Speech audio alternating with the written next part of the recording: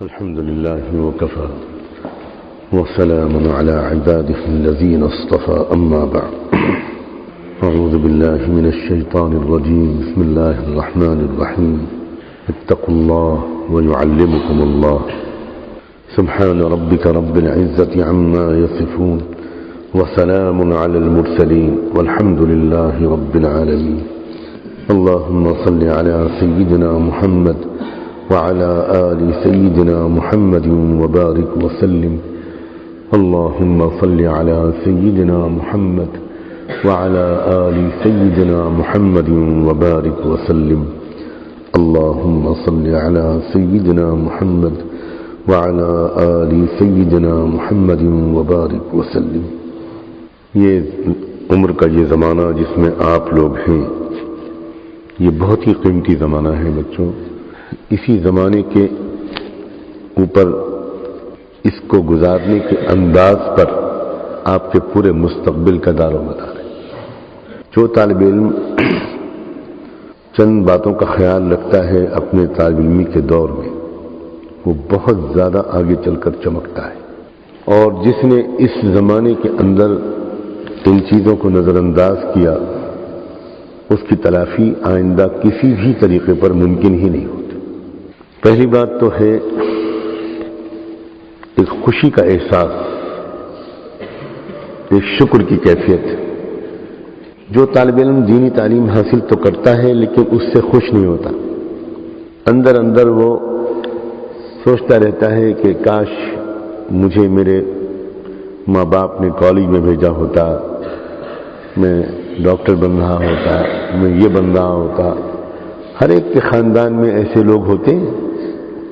پھر اس طالب علم کو اگر یہ خیال آنے لگے دیکھو میرا جو کزن ہے، میرا جو خالہ کا لڑکا ہے، میرا جو چچا کا لڑکا ہے وہ تو انجینئرنگ کر رہا ہے، میڈیکل کالج میں پڑھ رہا ہے، اس کی بڑی عزت ہے، بڑی آؤ بھگت ہے، اور مجھے تو کوئی کچھ سمجھتا ہی نہیں، یا حافظ جی ہیں یا مولوی صاحب ہیں.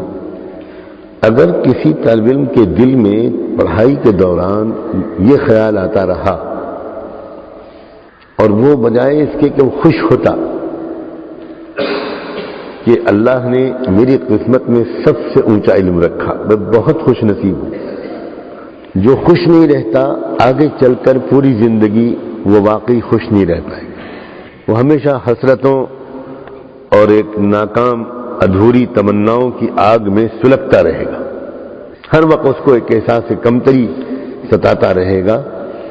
اور اگر کسی طالب علم کے دل میں یہ بات بیٹھ گئی کہ مجھ سے بڑھ کر میرے خاندان میں کوئی خوش نصیب نہیں ہے، میں بہت لکی ہوں، میرے اللہ تعالیٰ نے جو سب سے اونچا علم ہے اس کے سیکھنے کا مجھے موقع دیا. یہ جو علم ہے جس میں کوئی شک نہیں، باقی جتنے علوم ہیں ان میں بہت شکوک ہیں، اس میں کوئی شک نہیں. اس علم کے اندر یہ علم گھومتا ہے قرآن مجید اور حدیث رسول کے ارد گرد، اور نہ قرآن میں کوئی شک ہے نہ حدیث رسول میں کوئی شک کی کوئی گنجائش ہے. شک تو ہوتا ہے اس کی روایت میں، نفس حدیث میں کوئی شک نہیں ہوتا. ہمیشہ یاد رکھیں. تو جب شکر کی کیفیت پیدا کریں اپنے اندر، خوش رہیں، آپس میں بات کریں تو اسی پر بات کریں، سوچیں تو اسی کو سوچیں کہ بہت بڑا نصیب ہے ہمارا کہ ہم اس علم کی لائن میں لگائے گئے ہیں جو صحابہ کرام کو ملا تھا، جو تابعین کو ملا تھا، جو محدثین و فقہا کو ملا تھا. یہ لوگ ہوا کے رخ پر اڑنے والے تنکے نہیں تھے، یہ سیلابوں کا رخ موڑ دینے والی چٹانیں تھیں. ہم تو اس کے راستے پر پڑ گئے. ہر ایک کو نصیب یہ نہیں ملتا. کسی کو حقیر تو نہ سمجھیں، لیکن اپنے بارے میں یہ خوش رہیں کہ اللہ تعالیٰ نے بہت ہی بہترین مقام اور موقع ہمیں عطا فرما دیا. دوسری چیز ہے، یہ تو ہوا شکر. دوسری چیز ہے صبر، جو طالب علم کے لیے، کامیاب طالب علم کے لیے بے حد ضروری ہے. بہت سی چیزوں کا انسان کا نفس چاہتا ہے، خاص طور پر کچی عمر میں. یہ جو نوجوانی کی عمر ہوتی ہے اس میں چونکہ انسان پوری زندگی کے مسائل کو نہیں جانتا. ایک طالب علم وہ نہیں جانتا کہ زندگی کیسے گزاری جاتی ہے، کیا کیا چیلنجز آتے ہیں، آگے چل کر کیا کیا ذمہ داریاں میرے اوپر پڑیں گی اور ان کو صحیح طریقے سے نبھانے کے لیے مجھے کیسی پختہ عقل چاہیے، یہ سب اس عمر میں نہیں اندازہ ہوتا. تو اس کی وجہ سے انسان اس طالب علم کا بہت چیزوں کا دل چاہتا ہے، اور وہ دل چاہتا ہے تو اس کے مطابق وہ کام کرنے لگتا ہے، وہ عمل کرنے لگتا ہے جس کا دل چاہتا ہے، یہ بس سوچے سمجھے بغیر کہ میرے لیے یہ کتنا نقصان دہ ثابت ہو سکتا ہے. اگر مزاج میں طالب علم کے صبر نہیں ہے، یعنی یہ مزاج نہیں ہے کہ میں وہ کام نہیں کروں گا جس کا میرا دل چاہے گا، میں خوب سوچ سمجھ کے کوئی قدم اٹھاؤں گا. مثلا دوستی کیسے سمجھاؤں عزیز بچوں، یہ عمر میں دوستی کرنے کا دل بھی بہت چاہتا ہے، اور اس عمر میں دوستی سے زیادہ نقصان دہ کوئی چیز نہیں ہوتی. سانپ اور بچھو اتنا نقصان نہیں پہنچاتے جتنی دوستی پہنچاتی. اور اس عمر میں دوستی کا ایسا دل چاہتا ہے کہ ہر لڑکے کا کوئی ایک آدھ ایسا دوست ہوتا ہے جس کے دیکھے بغیر اس کا کھانا ہضم نہیں ہوتا، جس سے ملے بغیر، جس سے باتیں کیے بغیر، نہیں ہے تو دور اس کا نام ہی لکھتا رہے گا اپنی ڈائری میں. عجیب عجیب قسم کے انداز ابھرتے ہیں، عجیب عجیب خیالات، حالانکہ وہ انتہائی مکار دوست تھے، انتہائی بے وفا دوست تھے. ابھی تک وہ آپ سے جی بہلا رہا ہے اس لیے کہ اس کا بھی دل نہیں لگتا. جب اس کا دل کسی اور سے لگنے لگے گا بھول جائے گا. وہ تو اس سنجے کا ٹوائلٹ کا پیپر ہے، یوز کیا پھینک دیا، کس کو پڑی ہے. لیکن یہ عمر ایسی ہوتی ہے کہ اس میں اکثر طلباء تباہ ہو جاتے ہیں دوستی. جب طالب علم مدرسے سے گھر سے آتا ہے پہلی بار، اور جب نیا مدرسے میں داخل ہوتا ہے تو اس کو بہت اس کا دل نہیں لگتا، گھر یاد آتا ہے. گھر میں گائے پلی ہے، گھر میں بکری پلی ہے، گھر میں مرغیاں ہیں، پتہ نہیں کیا کیا یاد آتا ہے. اور اس یاد کی وجہ سے اس کا موڈ آف رہتا ہے، اور اس وقت اس کا دل چاہتا ہے کہ کسی کے ساتھ وہ باتیں کرے، دوستی کرے، کوئی دل بہلے. بس وہ پھر چپک جاتا ہے، پھر بیماری لگ جاتی ہے. میرے والد صاحب رحمۃ اللہ علیہ بچپن میں اور نوجوانی میں اتنی سختی کرتے تھے کہ آج اس کا کوئی تصور بھی نہیں کر سکتا، کوئی سوچ بھی نہیں سکتا. شروع میں تو سمجھ میں نہیں آتا تھا کہ اتنی سختی کیوں کرتے ہیں، لیکن اب تو بدن کا رواں ان کے لیے دعا کرتا ہے. اس لیے کہ انہوں نے چونکہ لڑکوں سے دوستی کرنے کی عادت ہی نہیں پانے دی، بلکہ ایک طرح سے وحشت بٹھا دی. بات کرنا، ہنسی مذاق، موت بالکل نہیں. تو اس کے نتیجے میں یہ ہوتا تھا کہ دوستی جو ہوئی، میں سچ کہتا ہوں، وہ کتابوں سے ہوئی. کتابوں سے دوستی ہوئی. کچھ اچھا ہی نہیں لگتا تھا اس کے سوا، کچھ نہیں اچھا لگتا تھا. بڑے دلچسپ واقعات ہیں اس کے لیے، میں اس وقت تو نہیں سنا سکتا. کچھ اچھا نہیں لگتا تھا کتاب پڑھنے کے سوا، کوئی کام سے دنیا میں دلچسپی نہیں تھی، بس کتاب. اور انسان کو اللہ نے ایک دل دیا ہے، دو نہیں دیے ہیں. ما جعل اللہ لرجل من قلبین فی جوفہ. اب یہ دل کسی ایک سے اٹکے گا، اس دل کا مزاج ہے. جس دل کو کتابوں سے، علم سے محبت ہو گئی وہ فضول دوستیوں سے محفوظ رہے گا. جس دل کو اس تعلیمی کے زمانے میں کتاب سے، علم سے، مذاکرے سے، حاشیے سے، شرح سے، قلم سے، کاپی سے محبت نہیں ہوئی، وہ لازمی طور پر کہیں نہ کہیں اور پھنسے گا. اور پھر پھنسنے کے نتیجے میں وقت بھی برباد کرے گا، بہت وقت برباد ہوگا جو کبھی واپس نہیں آ سکتا. وقت برباد کرنے کے علاوہ اللہ حفاظت میں رکھے، خبیث گناہوں کی عادت ڈلوا دے گا. اور ان گناہوں کی وجہ سے آدمی کی یادداشت بھی کمزور، آدمی کی سمجھ بھی کمزور، آدمی کا اندر کسی ایک سنجیدہ موضوع پر غور و فکر کرنے کی عادت بھی باقی نہیں رہتی. اس لیے عزیزوں، اس پر کچھ اپنے اوپر قابو پالو، اس پر قابو پالو کہ بھائی مجھے علم غلم لوگوں سے دوستی نہیں کرنی، بالکل نہیں. میرا ایک منزل ہے، مجھے کچھ بننا ہے، اور وہ اس طرح نہیں بن پاؤں گا میں کہ ادھر ہنس رہا ہوں ادھر ہنس رہا ہوں. وہ مل رہا ہے تو خوش ہو رہا ہوں، وہ نہیں مل رہا تو رنجیدہ ہو رہا ہوں. ساری دنیا نہ ملے، کسی کو، انسان کو اس کی فکر ہی نہیں ہونی چاہیے. وہ طالب علم جو کسی کو مس کرے، کسی کو یاد کرے، کسی کو فون کرے، کسی کے فون کا انتظار کرے اور کسی سے گھنٹوں باتیں کرے، وہ طالب علم کبھی بھی کچھ بنے ہی نہیں. آج تک کھو جاتے. ہمارے مدرسوں سے نکلتے تو سینکڑوں ہزاروں ہیں، لیکن بہت سو کا پتہ بھی نہیں رہتا بعد میں کہ کہاں چلے گئے. کچھ ہوتے ہیں جو چمکتے ہیں، تو یہ جو بھی چمکتے ہیں یاد رکھنا یہ وہ لوگ ہیں جنہوں نے تعلیمی کا زمانہ بہت سنجیدگی اور محنت کے ساتھ گزارا ہے. تو ایک ہے شکر اور ایک ہے صبر، نفس کی خواہشات سے اپنے کو روک کے رکھنا. تیسری چیز ہے ادب. جتنا زیادہ ادب کرو گے علم کا، کتابوں کا، اپنے ادارے کا، اپنے اساتذہ کا، اپنے سینئر ساتھیوں کا، جتنا ادب و احترام کرو گے اتنا ہی زیادہ انشاءاللہ دروازے علم کے کھلیں گے.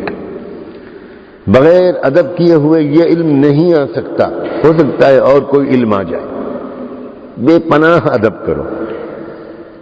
یہ بالکل اپنے اوپر حرام کر لو کہ تمہارے علاوہ کوئی اور استادوں کی جوتیاں سیدھی کرے یا استاد کی جوتیاں سیدھی ہی نہ ہوں. ناجائز کر لو اپنے اوپر.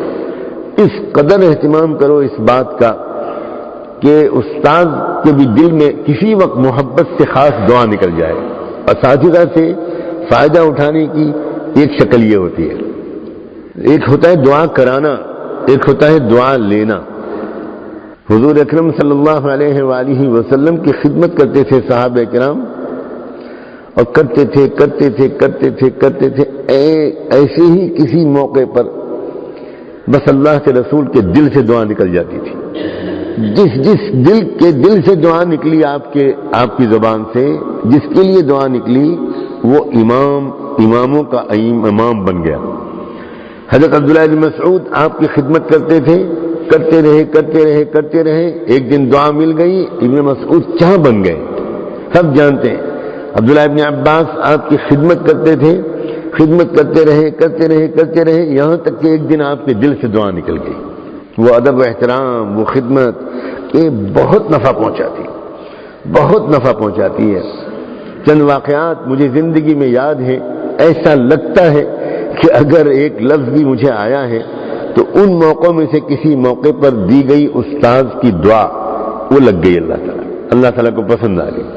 تو ادب اور خدمت یہ بہت ہی ترقی دلانے والی چیز ہے. اس کو معمولی مت سمجھنا. اور اسی طرح بے ادبی اللہ کی پناہ. آپ چاہے جتنے قابل اور علامہ ہو، ہر سال کلاس میں فرسٹ آتے ہو، النادی العربی میں بہترین تقریر کرتے ہو، بہت شاندار آپ کے نمبر آتے ہیں امتحان میں، لیکن آپ ہو بے ادب. کبھی کس پر جملہ کس دیا، کبھی اسی استاد کے پڑھانے کے طریقے پر کوئی مذاق کا جملہ کہہ دیا، کبھی کسی کی غیبت کر دی. یاد رکھنا اس بات کو اچھی طرح. میں قسم کھا کے کہنے کو تیار ہوں مسجد میں بیٹھ کر کہ اساتذہ کی بے ادبی محروم تو محروم، مرتد تک کر دیتی. اب میں کیسے اشارہ کروں کوئی پہچان نہ جائے. ہم نے دیکھا ہے ایسے لوگوں کو کہ جو مدرسے کے فارغ تھے اور بہت بھی استعداد تھے، تعلیمی کے زمانے میں ان کے مضمون چھپتے تھے، ایسے بھی لوگ تھے، اور بعد میں لوگوں نے ان کو سینما گھر کے دروازے پر گیٹ کیپری کی نوکری کرتے ہوئے دیکھا. کیا جرم تھا ان کا؟ وہ تو بڑے قابل لوگ تھے، مضمون لکھتے تھے. انہوں نے ایک استاد کی شان میں بہت سخت بے ادبی کر دی تھی، محروم کر دیا گیا. شیخ الحدیث حضرت مولانا زکریا صاحب رحمۃ اللہ علیہ نے جو رسالہ اسٹرائک لکھا ہے، جب مظاہر علوم مدرسے میں کچھ طلبہ نے بدتمیزی اور کی تھی، گستاخی کی تھی، تو اس وقت شیخ نے یہی لکھا ہے کہ بس میں تو کانپ کر یہی دعا کرتا رہا اور کرتا ہوں کہ میرے اللہ ان بچوں کو گمراہی اور ارتداد سے بچا لے. بے ادبی استاذ کی، اپنے محسن اور بےلوث استاذ کی بہت ہی زیادہ نقصان پہنچاتی ہے، اور ادب بہت ترقی دیتا ہے. تو شکر اور صبر، اور تیسری چیز ادب، اور چوتھی چیز ہے دعا. ترقی کا راستہ ہے دعا. اگر کوئی طالب علم اپنا معمول بنا لے کم سے کم ہفتے میں ایک دن، اور وہ جمعے کا دن ہونا چاہیے، ذرا چھٹی بھی ہو جاتی ہے، چھٹی بھی ہوتی ہے، بچے فارغ بھی ہوتے ہیں. میں اکثر کہا کرتا ہوں کہ جمعے کے دن ذرا جلدی مسجد میں آ جایا کرو. طلباء سے اکثر یہ کہتا ہوں. اللہ کا شکر ہے کہ مجھے بچپن میں اس کی عادت پڑ گئی. آج بھی جمعے کے دن 11 ساڑھے 11 بجے مجھے سخت بے چینی شروع ہو جاتی ہے کہ میں ابھی تک مسجد نہیں پہنچا. یہ کوئی آج کی عادت نہیں ہے. یہ بالکل بچپن سے پڑی ہوئی عادت تھی. رہتے تھے ہم لوگ مرکز والی مسجد میں لکھنؤ میں، اور اسی میں حضرت والد صاحب رہتے تھے، اور اسی کے باہر کے کمرے میں حضرت مولانا علی میاں رہتے تھے. تو ان دونوں کا معمول تھا عام طور سے 11 سوا 11 بجے حضرت مولانا ٹہل ٹہل کر سورہ کہف پڑھا کرتے تھے، اور گویا ان کے جمعے کے معمولات شروع ہو جاتے تھے. ان کی انتقال بھی جمعے کے دن ہوا، جمعے کی تیاری کرتے ہوئے ہوا، اور جمعے کے دن سورہ کہف پڑھنے جا رہے تھے. سورہ کہف کے پڑھنے کا ارادہ کیا، اور بجائے سورہ کہف کے سورہ یاسین ان کی زبان سے نکلنے لگی. اور جب اس آیت تک پہنچے ہیں کہ الا من خشی الرحمن بالغیب فبشرہ بمغفرۃ واجر کریم، تو روح پرواز کر گئے. کیا عجیب و غریب علامت ہے، جیسے اللہ تعالیٰ نے ہم بعد میں رہنے والوں، پاس میں رہنے والوں کو خوشخبری اسی وقت سنوا دی. فبشرہ بمغفرۃ واجر کریم، یہ پڑھا اور چلے گئے اجر کریم کے لینے کے لیے اللہ کے پاس. تو جمعے کے دن ذرا پہلے تیار ہو کر مسجد میں آ جاؤ، سورہ کہف ضرور پڑھو. عزیز بچوں، سورہ کہف کی تلاوت کو اپنا وظیفہ بنا، معمول بنا. 2 رکعت نماز صلاۃ شکر کی نیت سے پڑھ لو تو اور اچھا ہے، اور 2 رکعت نماز صلاۃ توبہ کی نیت سے پڑھ لو تو اور اچھا ہے. وقت ہے جمعے کے دن، ذرا پہلے پہنچ گئے اور 2-4 ہلکی پھلکی رکعتیں پڑھ لی. 1-2 رکعت پڑھ لی شکر کی نیت سے، 1-2 رکعت پڑھ لی توبہ کی نیت سے. شکر والی نماز کے بعد اللہ تعالیٰ سے خوب دعا مانگی، یہ خوب اللہ کا شکر ادا کرنا. اللہ، میرے پاس زبان نہیں ہے کہ میں آپ کا شکر ادا کروں، آپ نے مجھ کو علم دین کا طالب بنا کر میرے اوپر اور میرے خاندان پر بہت بڑا احسان کر دیا. خوب اللہ تعالیٰ سے باتیں کرو، خوب جی لگا کر باتیں کرو، خوب شکر ادا کرو، اور اسی دعا میں اپنے ماں باپ کے لیے دعائیں مانگو، ان کی صحت کے لیے، سلامتی کے لیے، عافیت کے لیے، درازی عمر کے لیے، اور ان کو جزائے خیر دے اللہ کہ انہوں نے میرے لیے یہ راستہ چنا. اس میں اپنے ماں باپ کے لیے، اپنے بھائی بہنوں کے لیے دعائیں مانگو، اپنے سرپرستوں کے لیے دعائیں مانگو، اور صلاۃ الحاجت پڑھو یا صلاۃ التوبہ پڑھو، اور اس کے بعد پھر اپنے لیے اللہ تعالیٰ سے معافی بھی مانگو، اور آئندہ کے لیے خوب جی لگا کر دعائیں کرو، خوب جی لگا کر دعائیں کرو کہ اللہ مجھے عالم ربانی بنا دیجیے، عالم باعمل بنا دیجیے. اللہ میرے سینے پر کتاب و سنت کے علوم کو کھول دیجیے، میری یادداشت مضبوط کر دیجیے. کسی مضمون میں کمزور ہو، اس مضمون کے لیے اللہ سے دعا مانگو. اللہ میری صرف کمزور ہے، میری صرف اللہ مضبوط کرا دیجیے، اللہ خوب مضبوط کرا دیجیے. اللہ میری فقہ سمجھ میں نہیں آتی، اللہ تعالیٰ میرے ذہن کو کھول دیجیے. غرض کے ہفتے میں ایک دن اللہ تعالیٰ سے کچھ لمبی دعا مانگنے کو معمول بنا، 15-20 منٹ. یہی 2 دعا ہوتی ہے، یہ فیصلے کروا دیتی ہے اللہ تعالیٰ سے. کتنا اچھا لگتا ہوگا اللہ کو اپنا ننھا منا بندہ جو اللہ تعالیٰ سے مانگ رہا ہے دعا، علم کی دعا مانگ رہا ہے، عمل کی دعا مانگ رہا ہے، تقوی کی دعا مانگ رہا ہے، اپنے ماں باپ کے لیے دعائیں مانگ رہا ہے. اکثر طالب علم اس زندگی کے اس دور میں لمبی دعاؤں کی لذت سے محروم رہتے. ایسا مت کرنا عزیزو. دعا دروازہ ہے، ہر قسم کی ترقیاں اسی دروازے کے کھلنے کے بعد ملتی ہیں. تو اگر ہفتے میں ایک دن، میں روز کی بات نہیں کر رہا، ہفتے میں ایک دن اگر دعاؤں کا معمول بنا لیا، لمبی دعائیں مانگنا اللہ تعالیٰ سے، تو سمجھو کہ انشاءاللہ کامیابی تمہارے قدم چومے گی. شکر، صبر، ادب اور دعا، یہ 4 چیزیں ہیں.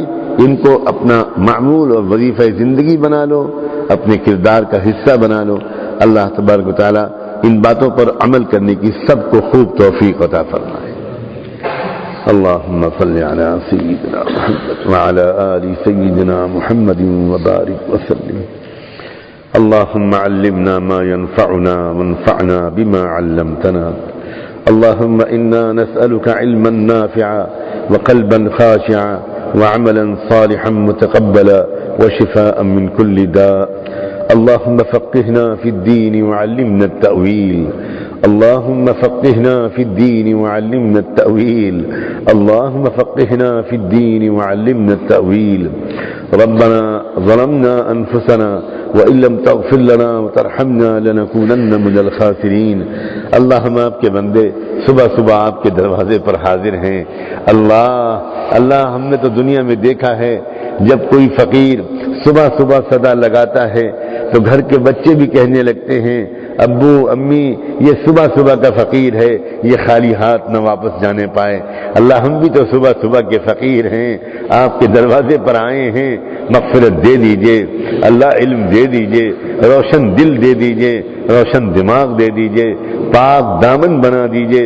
اللہ ہمارے دامن پر کوئی دھبا نہ لگنے پائے. اللہ یہی عزیز بچے مستقبل کے علماء ہیں.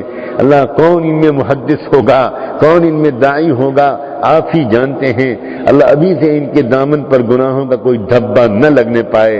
اور اللہ بچپن کی نادانی کی وجہ سے اللہ کوئی دھبا لگ گیا ہو تو اللہ اپنے کرم سے خاموشی سے اللہ اس کو دھو دیجئے, اللہ صاف کروا دیجئے, دھبے کو مٹا دیجئے, ہم سب کے دل و دماغ کو پاک صاف کر دیجئے.